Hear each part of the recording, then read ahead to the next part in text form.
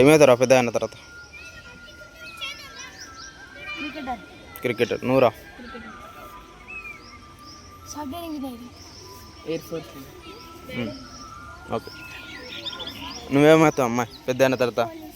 Police, doctor, doctor, IAS. Okay. నువ్వు?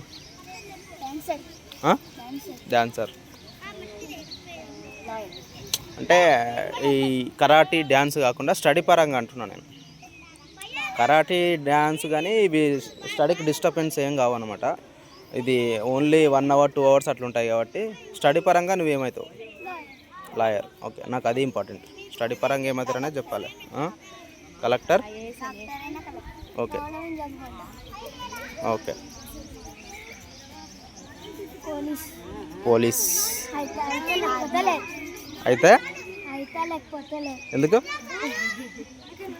మళ్ళీ ఏమవుతావు? Police కాకుండా ఏమవుతావు? ఏదైనా ఒకటి ఉండాలిగా టార్గెట్. టార్గెట్ ఏమైనా ఒకటి ఉండాలిగా. టార్గెట్ ఏదైనా ఒకటి ఉండాలి కదా. ఇప్పుడు చదువుకుంటూ పోతే కుదరదు కదా. దేని కొరకు చదువుతున్నావు, ఏంది స్టడీ ఏంది అనేది కూడా ఉండాలి కదా. ఫ్యూచర్ ఏమవుతావు అనేది కూడా ఉండాలి కదా. ఏమవుతావు? ఓకే, అదే క్లియర్గా చెప్పి ఇట్లా నీది. Army, Indian army. Okay, good. నువ్వు? IAS officer. ఓకే, ఐఏఎస్ఆ? ఏం పేరు నీ పేరు? దేవాన్షి. నీ పేరు? హిందూ. Okay, good name. నువ్వేమవుతావు పెద్దన్న తర్వాత? టీచర్ అవుతావు. Okay, good name. Good. Lohit. చాలా రోజుల తర్వాత వచ్చినావు లోహిత్. చేతన్. లోహిత్ కూడా ఒకడు ఉండడు, సేమ్ నీలాగానే ఉండడు. అట్లానే మాట్లాడదామా? ఎన్నే ఉండు. ఇక సైడ్లో కూర్చో, మాట్లాడతా, నీతో మాట్లాడతా. ఓకే, ఏమవుతావు పెద్ద తర్వాత? Doctor, police, business man. Okay. Okay, collector. నువ్వురా? Army, cricketer. మీ అన్న క్రికెటరే, నువ్వు క్రికెటరేనా? అంటే స్పోర్ట్స్ పరంగా కాదురా, అంటే స్టడీ పరంగా. మీరు పేరెంట్స్ ఇంతగానో మంచిగా చదివిస్తున్నారు కదరా, ఆ స్టడీ పరంగా ఏమవుతారు మీరు? సైంటిస్ట్. అది కావాలి. ఐపీఎస్. నువ్వేమవుతావురా పెద్ద అయినాక? పెద్ద అయినాక ఏమవుతావు? పోలీస్ అవుతావా, హీరో అవుతావా, డాన్సర్ అవుతావా, ఏమవుతావు? పోలీస్, హీరో రెండు అవుతావా? ఒకసారి సెల్యూట్ కొట్టి ఎట్లా కొడతావు? సెల్యూట్. సార్ సెల్యూట్ లేచి కొట్టాలా, కూర్చొని కొడతారా సెల్యూట్? Okay, good. కూర్చో. ఓకే. నేత్ర పెద్ద అయిన తర్వాత ఏమవుతావు? క్రికెట్. స్పోర్ట్స్ పరంగా కాకుండా ఇంకా ఇక్కడ స్టడీ పరంగా మంచిగా చదువుకొని ఏం జాబ్ కొట్టగలుగుతావు? ఏ జాబ్ అంటే ఇష్టం నీకు?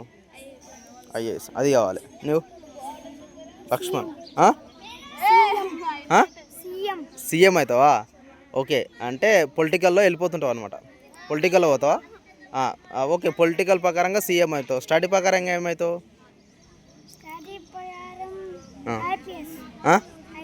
IPS. Okay, good. Army, Indian army. Yogesh. Police Sai. నువ్వురా? యోగేష్.